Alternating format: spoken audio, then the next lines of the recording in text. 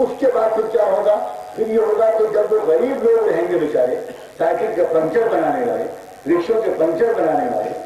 بہت حقیر سے کام کرنے والے، تو وہ بیچارے اپنی روزی روٹی کے چکر میں ان کو اپنے بچوں کا پیٹ بھرنا مشکل ہوگا، وہ مسجد کے امام کے تنخواہ میں چندہ کیا دیں گے؟ پھر کیا مدرسے میں تعاون کریں گے؟ پھر کہاں مدرسے چلیں گے؟ 10 20 30 سال 40 سال کے بعد مسجدیں ویران ہو جائیں گی، نہ مسجدوں میں چٹائیاں بچھانے والا کوئی رہے گا، نہ مسجدوں کے اماموں کی تنخواہ دینے والا کوئی رہے گا، نہ کوئی مسجد بنائے گا، نہ کوئی مدرسے میں تعاون کرے گا۔ دھیرے دھیرے مسجدیں بھی ویران ہو جائیں گی، دھیرے دھیرے مدرسے بھی بند ہو جائیں گے، اور وہی سب کچھ ہوگا جو ہم بہت پہلے اسپین میں کر چکے ہیں۔ یہ تھا ان کا پلان۔ اور اس بیچ میں جب مسجد و مدرسہ ویران ہوگا تو ہم ایک کام کریں گے، ہم زیادہ سے زیادہ فلم انڈسٹری کو فروغ دیں گے، مسلمانوں کے محلوں میں کلب کھولیں گے، سنیما گھر بنائیں گے، وہاں مسجدوں میں جانے کے بجائے سنیما کی طرف مسلمانوں کے قدم کو اٹھوائیں گے، اور مدرسوں کے بجائے اسکولوں میں بھجوائیں گے، اور آہستہ آہستہ ایک ایسا سسٹم آف ایجوکیشن بنائیں گے کہ وہاں پڑھنے والے بچے ان کے دلوں کے اندر نہ اللہ سے وہ تعلق رہے، نہ محمد صلی اللہ علیہ وسلم سے وہ محبت رہے، دھیرے دھیرے وہ بھول جائیں اپنے کلچر کو، اپنی تہذیب کو۔ اگلے 50-60 سال میں جو اگلی 1-2 نسلیں آئیں گی، وہ 2-3 نسلوں کے بعد یہ اسلام یہاں سے رخصت ہو جائے گا۔ یہ تھا ماسٹر پلان انگریزوں کا۔ مجھے حیرت ان لوگوں پر ہوتی ہے جو انگلینڈ جاتے ہیں، امریکہ جاتے ہیں، اور کیا تماشا دیکھ کر آتے ہیں۔ نہ وہ لائبریری میں جاتے ہیں، نہ وہ کتابیں پڑھتے ہیں، نہ وہ کسی پڑھے لکھے آدمی سے بات کرتے ہیں کہ مجھے کچھ بتائے تاریخ کیا ہے۔ وہ سڑکیں دیکھتے ہیں، وہ ننگی ننگی عورتوں کو دیکھتے ہیں، وہ پارک دیکھتے ہیں، اور ایسے لوگوں کو دیکھتے ہیں کہ جو اپنے بچوں کو پالنے کے لیے تیار نہیں ہیں، مگر صبح کو کتوں کو ٹہلانے لے جاتے ہیں۔ یہ الگ بات ہے کہ وہ کتوں کو ٹہلاتے ہیں یا کتوں کو ٹہلاتے ہیں، مجھے اس میں ذرا شک ہے۔ مجھے تو آج تک وہ آدمی نظر نہیں آیا جو کتے کو ٹہلاتا ہو، مجھے وہ لوگ بہت نظر آتے ہیں جن کو کتے کہتے ہیں۔ کتا بیچارہ ہر 2 منٹ کے بعد اس کو سنجے کی تقاضا ہوتا ہے، اس نے جہاں دیکھا ٹانگ اٹھائی، اب وہ کھڑے ہیں صاحب، وہ جج صاحب، وہ انجینئر صاحب، وہ ڈاکٹر صاحب، وہ کھڑے ہیں اس انتظار میں his excellency mister GOG God صاحب جو ہیں یہ ذرا پیشاب کر لیں تو ہم آگے۔ ان کی گھڑی ان کے اشارے کے تابع۔ اللہ کی کیا سزا ہے، کیا سزا ہے اللہ کی طرح کی طرف سے۔ تم جب نہیں چلو گے صحیح راستے پر تو کتے تم کو لے کے چلیں گے، کتے تمہیں گائیڈ کریں گے۔ کیا زمانہ ہے یہ، کس انگریزی تہذیب کے پیچھے ہمارے نوجوان دیوان، یہ کیا ہے، کیا ہو گیا ہے۔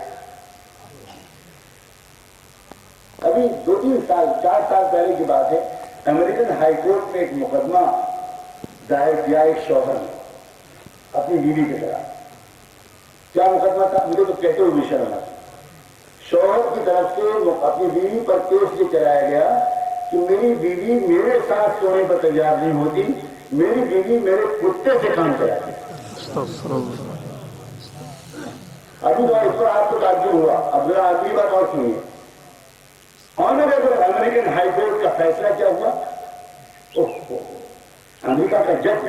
آپ کو دکھائی پڑے گا تو آپ کہیں ارے یہ تو بہت قابل آدمی ہوگا۔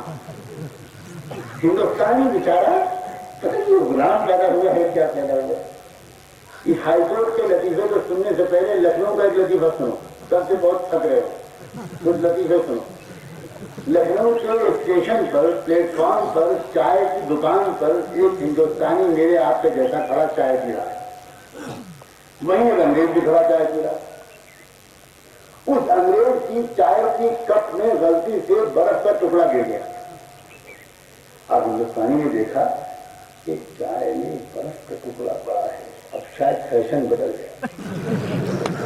اب تو چائے میں برف ڈال کر پینا ہی فیشن ہے۔ اس نے اپنا کپ بڑھا دیا کہ بھائی صاحب ذرا ایک ٹکڑا اس میں بھی ڈال۔ یہ ہے پاگل ہندوستان۔ کسی بیچارے کے ناخن بڑھ گئے تم نے بھی بڑھائی، تو بیچارے ہو سکتا ہے کینسر ہوا ہو، اللہ اس کو شفا دے، لیکن تم نے بھی بڑھائی۔ اس نے بال بڑھائے تم نے بھی بڑھائی، اس نے پینٹ ٹائٹ کر دی تم نے بھی کر، اس نے پینٹ ڈھیلی کر دی تم نے بھی ڈھیلی کر۔ تمہارا اپنا کوئی چوائس نہیں، तुम्हारे को तो अकल नहीं।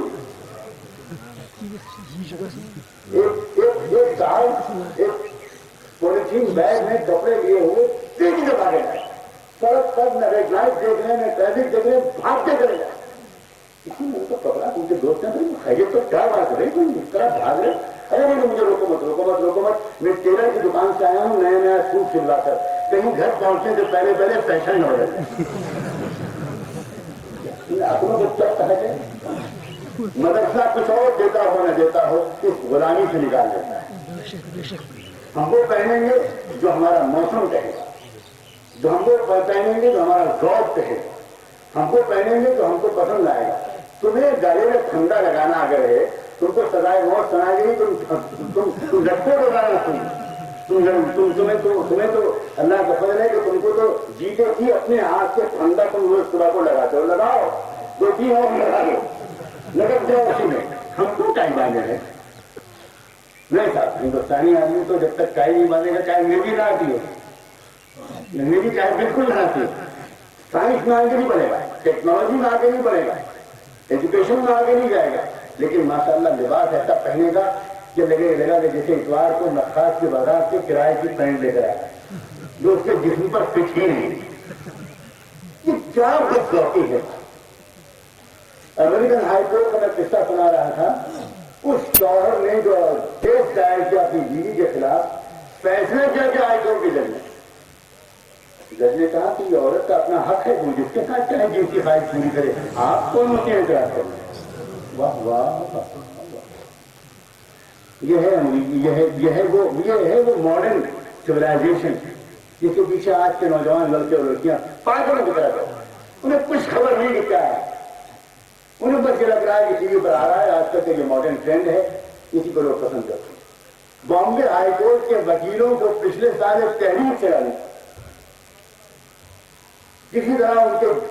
बात की सुनी जा रही थी कि उन्होंने हाईकोर्ट का बाइकआउट किया, चीफ जस्टिस का घेराव किया, उसकी कोर्ट में रिट पिटीशन दायर किया, और एक क्या दरखास्त पेश की बंबई के वकीलों ने। उन्होंने ये कहा कि काला कोट जो हम वकीलों के लिए पहनना जरूरी है, ये बंबई के गर्म मौसम में बहुत परेशान करता है। ये काला कोट इंग्लैंड के मौसम में दुरुस्त होगा, ये सब हमारे लिए काले कोट से हमको निजात दी जाए। इसके लिए उनको इतनी बड़ी लड़ाई पड़े। क्या गुलामी है कि चूंकि इंग्लैंड के वकील काला कोट पहनते हैं, इसलिए हिंदुस्तान के वकील भी काला कोट पहने। अरे भाई, वहां का मौसम ठंडा है, वहां काला कोट चल सकता है। बहुत बहस के बाद चीफ जस्टिस ने इजाजत दी, सुप्रीम कोर्ट के चीफ जस्टिस से इजाजत लेने के बाद कि हाँ, गर्मी के 2 महीनों में ग्रे कलर के कोट भी आप पहन सकते हैं। वाह वाह वाह वाह, ये पढ़े लिखे लोग, ये बहुत तरक्की याफ्ता लोग। मैं खुदा का फजल है, मैं किसी तरह की किसी चीज के खिलाफ नहीं हूं, लेकिन मैं गुलामी के बारे में कहता, जो गुलामी का नहीं। अंग्रेज यहां पर ये प्लान करके गए थे कि न मस्जिद रहेगा न मदरसा रहेगा, और जब मस्जिद और मदरसा नहीं रहेगा तो धीरे धीरे धीरे धीरे वो पावर हाउस ही खत्म हो जाएंगे जहां से इस्लाम का करंट घरों में जाता है। लेकिन क्या यही हुआ जो अंग्रेजों ने सोचा था? यह है बात जो मुझे कहनी है, क्या वही हुआ जो उन्होंने सोचा था? वमकरू वमकरल्लाह वल्लाहु खैरुल माकिरीन। हुआ इसके बिल्कुल बराबर। इस मुल्क के गरीब मुसलमानों के दिलो दिमाग में अल्लाह ताला ने एक मोहब्बत डाल दी, एक जज्बा डाल दिया। यहाँ के गरीब छप्पर में रहने वाली गरीब औरत ने जब अपने बच्चों के लिए चावल पकाने शुरू किए तो एक मुट्ठी चावल निकाल करके अलग किसी तसले में, किसी देग में, किसी थैले में रख दिया। किस लिए? कि इस मुट्ठी चावल को महीने में जमा करके मस्जिद के इमाम के लिए भेजेंगे, मदरसे के लिए भेजेंगे। इस मुल्क के गरीब मुसलमानों ने अपने पैसे से 1-2 रुपए रोज जमा करके आगे दुआरी और अठन्नी और चवन्नी दे देकर इस मुल्क में लाखों मस्जिदों और मदरसों का वो जाल बिछा दिया जिनकी कोई नजीर पूरे आलम में नहीं। तुम समझते हो कि तुम्हारे मंसूबों का मोहताज है इस्लाम? तुम समझते हो कि तुम जो चाहोगे इस मुल्क में कर लोगे या दुनिया में कर लोगे, जमीन पर कर लोगे? जमीन अल्लाह की है, हुक्म अल्लाह का है, राज अल्लाह का है, मुल्क अल्लाह का है। अल्लाह ताला ने ऐसी दिलो दिमाग کے اندر یہ جذبہ ڈالنا، اور ہم سب برابر دیکھ رہے ہیں، ہم سب برابر دیکھ رہے ہیں کہ وہی جذبہ ہے کہ الحمدللہ جگہ جگہ مدارس بن رہے ہیں، جگہ جگہ مسجدیں بن رہی ہیں، جگہ جگہ اللہ کے بندے غریب لوگوں کے تعاون، اور یہ خاص طور پر الحمدللہ ثم الحمدللہ ہمارے مدارس جو صحیح نسب کے ساتھ چل رہے ہیں، جنہوں نے ابھی تک اپنے نسب میں گڑبڑی نہیں کی، جو ان مدارس کے نظام کے بانیوں اور ان صاحب نظر خضر صفت بزرگوں کے رہنمائی کے مطابق ان مدرسوں کا نظام سے چلا رہے ہیں، ان مدرسوں نے یہ طے کر رکھا ہے کہ نہ ملکوں کے سفارت خانوں سے چندہ ان کو لینا ہے، نہ عرب حکومتوں سے ان کو پیسے لینے ہیں، نہ بڑے بڑے سرمایہ داروں کے دروازوں پر جانا ہے، آپ سے کہنا ہے، آپ جیسوں سے کہنا ہے کہ لوگوں یہ ہے دارالقرآن، یہ ہے بلاریہ، یہ ہے مسجد کا تقاضا، یہ ہے وادی کے اندر مسجد کا اور علم کے تقاضے، یہ ہے پوری ریاست کے اندر کے تقاضے، اور اللہ سے دعا کرنی ہے، دن میں آپ سے کہنا ہے، رات میں اللہ سے کہنا ہے کہ اللہ اپنے بندوں کو توفیق دے دے، ان کو ہمت دے دے کہ وہ اپنی کمائیوں کو خوب پیش کریں، گھر کی عورتیں اپنے زیورات بھیجیں، گھر کی عورتیں اپنے شوہروں سے خوشامد کریں کہ میرے زیور لے جا کر بھیج دو، یہ پیش کر دو کسی طرح اس مدرسے میں، اگر یہ زیور وہاں قبول ہو گئے تو آخرت میں ہماری نجات ہو جائے گی۔ لوگوں، دین صرف مردوں کے جذبوں سے نہیں چلا ہے، مرد اکیلا اس اسلام کی گاڑی کو نہیں جھینک سکتا جب تک عورتوں کی طرف سے اس کو تعاون نہ ہو۔ ایک صحابی اپنے گھر سے نکلے صبح کے وقت میں کام کی تلاش میں، دن بھر مزدوری ڈھونڈتے، کوئی مزدوری کا کام ان کو نہیں ملا، شام کو خالی ہاتھ واپس آ گئے، گھر میں کچھ بھی نہیں تھا کھانے کو، ایک کھجور بھی گھر میں نہیں تھی، دونوں میاں بیوی بھوکے تھے۔ اگلے دن صبح پھر ہوئی، پھر نکلے، پھر بیوی نے دروازے تک سنت کے مطابق اپنے شوہر کو رخصت کیا، اور شوہر نکلا اور دن بھر گھومتا رہا، کام تلاش کرتا رہا۔ وہ اللہ کے بندے، وہ صحابی، وہ کام ڈھونڈتے رہے، اتفاق سے اللہ کا کچھ اللہ کو سبق سکھوانا تھا، کوئی کام دوسرے دن بھی نہیں ملا۔ پھر دوسرے دن دونوں میں ابھی بھی بھوکے سو گئے، ایک چیز بھی ان کے پیٹ میں نہیں گئی۔ اب تیسری صبح پھر ہوئی، اور پھر ایک مرتبہ وہ اللہ کا بندہ نکلا، یہ کہتے ہوئے کہ دعا کرو آج تجھے کچھ کام مل جائے۔ بیوی نے ہمت بڑھاتے ہوئے کہا اللہ کے حوالے، آپ اللہ کے بھروسے پر جائیے، پریشان نہ ہوئیے، کام ڈھونڈیے اور جائیے۔ دروازے تک آ کر رخصت کیا سنت کے مطابق، کہہ دیا فی امان اللہ، جو سنت کا طریقہ ہے۔ وہ شوہر چند قدم آگے بڑھ گئے، لیکن پھر کچھ یاد آیا بیوی کو، اس نے پکارا اپنے شوہر کو، کہا جا رہے میری بات سنیے گا۔ پھر وہ واپس آئے اور آ کر پوچھا کیا بات ہے، تو بیوی نے اس وقت جو کچھ کہا، اس نے کہا کہ میں آپ سے صرف یہ کہنے کے لیے میں نے آپ کو دوبارہ بلایا ہے کہ آج تیسرا دن ہے، ایسا نہ ہو کہ میرے اور اپنے جھوٹ کی وجہ سے اور میری محبت میں آپ کو اگر کوئی حلال کمائی نہ ملے تو آپ کوئی حرام لقمہ لے آئے۔ اللہ کے لیے کوئی حرام لقمہ لے کر مت آئیے گا، خالی ہاتھ آ جائیے گا، ایک رات اور ہم دونوں بھوکے سو لیں گے، مگر حرام لقمہ لے کر مت آئیے گا۔ سلام ہو اس بیوی پر، سلام ہو اس کے ایمان پر، سلام ہو اس کے تقوی پر، سلام ہو اس کی ہمت پر۔ جس شوہر کو ایسی بیوی ملے گی وہ ہمالیہ پہاڑ سے ٹکرا دینے کو تیار ہو جائے گا، مگر اللہ کے کسی حکم کو توڑے گا۔ لوگوں، رشتہ کرتے وقت کیا تلاش کرتے ہو؟ وہ حسن تلاش کرتے ہو کہ چند مہینے میں ڈھل جانے والا، وہ دولت تلاش کرتے ہو کہ دولت کی وجہ سے عورت کبھی بھی وفادار نہیں رہ سکتی، ہمیشہ اس کا گھمنڈ آپ کے لیے گھر میں عذاب بنا دے گا۔ آپ کیا تلاش کرتے ہو رشتہ کرتے وقت؟ رشتہ کرتے وقت یہ کوئی ڈھونڈا جاتا وہ کون سی عورت ہوگی جو مشکل حالات کے لیے میرا ساتھ دے گی، وہ کون ہوگی جو وفادار ہوگی، وہ کون ہوگی جو مجھ سے کہے گی کہ میرے سرتاج، میرے شوہر، آپ دن رات محنت مت کیجیے، آپ دیش کو چھوڑ کر ودیش میں جا کر مت رہیے، اپنی صحت کا خیال رکھیے، میں ڈبل بیڈ کی ضرورت نہیں ہے، میں چٹائی پر سوڑوں گی، میں آپ کو تندرست دیکھنا چاہتی ہوں، اور رات میں جلدی سو کر صبح کو ہم اور آپ دونوں تہجد پڑھیں گے اگر، تو ہمارے بچوں کے اندر دین آئے گا۔ میرے آقا، میرے سرتاج، اس طرح اس گھر کو بنائیے۔ وہ شوہر جن کو بیویاں اس طرح کا مشورہ دیں، اس گھر میں دنیا ہی میں جنت اتر آتی۔ کہاں کے پیچھے بھاگ رہے ہو لوگوں؟ مکر و فریب کے پیچھے، بے وفائی کے پیچھے؟ کیا کچھ میرے کان میں پڑا ہے کل سے اب تک پرسوں سے؟ یہ کیا ہو رہا ہے؟ یہ میں کیا سن رہا ہوں کہ یہاں کشمیر میں کہتے ہیں کہ ہمیں تو اس لڑکی سے شادی کرنی ہے جو لڑکی ملازمت کرتے، جو لڑکی کہیں نوکری کرتی ہو ترجیح دی جاتی ہے اس لڑکی کو مجھے معاف کرنا لوگوں کس کی بدعا لگی ہے آپ کو کس کی آہ لگی ہے میں نے آپ لوگوں کا ایسا تماشا نہیں دیکھا میں نے ایسی حماقتیں نہیں دیکھی تم اس لڑکی سے شادی کرنا پسند کرتے ہو جو جا کر غیر مردوں کے ساتھ کام کرتی ہے تمہیں پتہ ہے کیا ہو رہا ہے معاشرے میں تمہیں معلوم ہے کیا ہو رہا ہے معاشرے میں کیا ہو رہا ہے عورت کا کام نوکری کرنا ہے عورت کا کام کمائی کرنا ہے عورت کو اللہ نے رانی بنایا عورت کو اللہ نے ملکہ بنایا مرد سے کہا ہے کہ مرد تجھے کما کر لانا سردی تجھے برداشت کرنی گرمی تجھے برداشت کرنی بارش تجھے برداشت کرنی برف باری تجھے برداشت کرنی یہ نہیں جائے گی میری یہ بندی میری نرم و نازک بندی یہ نہیں جائے گی اللہ کے رسول نے ایک مرتبہ ایک قافلہ روانہ کرتے وقت یہ ہدایت کی تھی رفقاً بالقواریر ان نازک آپ جیروں کے ساتھ ذرا نرمی سے پیش آنا یہ شیشے کے جسم والی عورتیں ان کے ساتھ سختی سے مت پیش آنا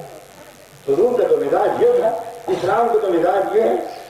باپ کی حیثیت سے بھی تم کو کمانا بھائی کی حیثیت سے بھی تم کو کمانا شوہر کی حیثیت سے بھی تم کو کمانا بیٹے کی حیثیت سے بھی تم کو کمانا ہے عورت گھر کا راج کرنا ابھی میں کچھ دنوں پہلے حیدرآباد میں ایک ایسے سیمینار میں پھنس گیا تھا جس سیمینار میں ہماری جہگیر و جدید کی شکست خوردہ معروف خواتین بہت بڑی تعداد میں مجھ سے لوگوں نے کہا کہ مولانا اعلان کر دیا جائے اس بات کا کہ کسی کو کچھ پوچھنا ہو تو پوچھ سکتا ہے لوگ وہاں پر وہ عورتیں جمع کی جو آج کل کے پروپیگنڈے سے بہت متاثر تو پرچے آنے شروع ہوئے خواتین کی طرف سے جو الگ پردے کے ساتھ بیٹھی تھی ان سے پرچے آنے شروع گھوم پھر کر ایک ہی سوال تھا کہ عورت کو کام کرنے کے لیے باہر نکلنے کی اجازت ہے میں نے اسے جواب دیا میں نے کہا کہ میں بہنوں سے ایک بات اس سوال کے جواب میں خود ایک سوال کرنا چاہتا ہوں خود پوچھنا چاہتا ہوں آپ سے خود آپ مجھے یہ بتاؤ دو کاموں میں سے کون سا زیادہ مشکل کام ہے ایک وقت کی روٹی کمانا زیادہ مشکل کام ہے یا ایک بہت آئیڈیل ایک بہت مثالی فیملی کو تیار کرنا ایک بہترین خاندان اپنی سوسائٹی اور معاشرے کو پیش کرنا کون سا کام زیادہ بڑا کام ہے کون سا کام زیادہ مشکل کام ہے کس کام میں زیادہ ذہانت زیادہ صلاحیت زیادہ صبر و برداشت زیادہ طریقہ زیادہ کنسلٹیشن چاہیے کون سا کام تو عورتوں کی طرف سے جواب آیا اتفاق رائے ہم لوگ یہ کہتے ہیں کہ خاندان کو تیار کرنا زیادہ بڑا کام میں نے کہا مجھے حیرت ہے اس عورت کی عقل پر کہ اللہ نے زیادہ بڑا کام اس سے ثبوت کیا وہ مشکل کام جو مرد نہیں کر سکتا سچی بات ہے بچوں کی تربیت جس طرح عورت کر سکتی ہے مرد نہیں کر سکتا مرد تو حال یہ ہے کہ وہ اگر اخبار پڑھ رہا ہو اور بچہ رونے لگے تو مرد بہت مہربانی کرتا ہے تو پکار کر کہتا ہے ارے اٹھا کر جاؤ اس کو تو مسئلہ اس کو اخبار پڑھنا اس کو اخبار میں یہ زیادہ اہم ہے کہ بہار میں لالو پرساد جیتا کہ نہیں جیتا یہ زیادہ اہم ہے بچہ کیا جہنم باہر کو تو حال محبت کریے اور ماں کا تو خود بھی اگر الیکشن لڑ رہی ہو ماں تو بھول جائے گی الیکشن تو اپنی بیٹے کی وجہ تو اس ماں کی سپورٹ کیا ہے اللہ بہتر جانتا ہے کہ اس کے دل میں کیا ڈیوٹی کی جائے آپ کو کیا شوق کر رہا ہے میں نے کہا حیرت ہے مجھے حیرت ہے کوئی مجھ سے کہتا کہ کمانا تمہارے دل میں بالکل نہیں ہے میں کہتا بھائی تھینک یو ویری مچ اس سے اچھی کیا بات ہے صاحب بابا بیٹھے بیٹھے کھائیں گے کماؤ میرے نوکروں کماؤ میں تو بیٹھ کے کھاؤں گا عجیب پہ اس سے مجھے مخلوق ہیں کیا خدا آپ سے کہہ رہا ہے کہ آپ کو نہیں کمانا آپ کہہ رہے نا ہم تو مزدوری کر رہے ہیں باتیں حضور نے صحیح کہا تھا کہ عورتوں کی عقل کم ہو یہ اور کوئی ثبوت ہو یا نہ ہو یہی ثبوت کافی ہے کہ عقل کم ہے ارے بیٹھ کے بٹھا کے جس کو کھلایا جا رہا ہو وہ کہہ رہا ہوں نا میں شوہر کا بستر ٹھیک نہیں کروں گی میں ہوٹل میں جا کر وہاں کے مہمانوں کا بستر ٹھیک کروں گی میں ہوائی جہاز میں ایئر ہوسٹس بنوں گی میں ریسپشن گھر ہو کے مسکراؤں گی میں شوہر کے سامنے نہیں مسکراؤں گی میں بچوں کے سامنے نہیں مسکراؤں گی میں غیر مردوں کے سامنے مسکراؤں گی یہ ہے مردی تحریر میرے بھائیوں ایک بہت بڑا فرق ہے اللہ تعالیٰ. جو حکومت چلے گئی، راجا مہاراجا چلے گئے، تعلق داران چلے گئے، ریاستیں ختم ہو گئی اور لوگ بھی سمجھتے تھے کہ سب ختم ہو جائے گا تو نہ مسجد رہے گی نہ مدرسہ رہے گا. لیکن اللہ کا بہت بڑا فضل و کرم ہے کہ وہ رہا، اور رہا نہیں بلکہ دن دونی رات چوگنی ترقی کے ساتھ. یہ ہزاروں اور لاکھوں علماء حفاظ جو آج تیار ہو رہے ہیں، یہ کہاں سے تیار ہے؟ کون سی حکومت کا پیسہ اس میں لگا ہے؟ کس حکومت کے تعاون سے اتنا بڑا نظام کہ پوری دنیا میں کوئی نظیر ہے اس کی؟ پوری دنیا میں، تمام قوموں میں، تمام تہذیبوں میں چیلنج کے ساتھ کہتا ہوں، پوری دنیا میں کوئی نظیر قائم کر سکتا ہے کہ حکومت کی سپورٹ کے بغیر ایک اتنا بڑا نیٹ ورک چل رہا ہو؟ اللہ تعالیٰ برکت عطا فرمائے ان عطیات میں جو آپ پیش کریں. آپ یہ عزم و ارادہ لے کر جائیں، مدرسوں کے ذمہ داران کو رمضان کے مبارک مہینے میں آپ کے پاس آنا پڑے، یہ بہت شرم کی بات ہے. ریاض رحمۃ اللہ علیہ ایک مرتبہ اپنی مسجد میں بیٹھے ہوئے تھے رمضان کے مہینے میں، اور بہت سے مدرسوں کے سفراء جو دلی میں چندہ جمع کرنے کے لیے گئے تھے،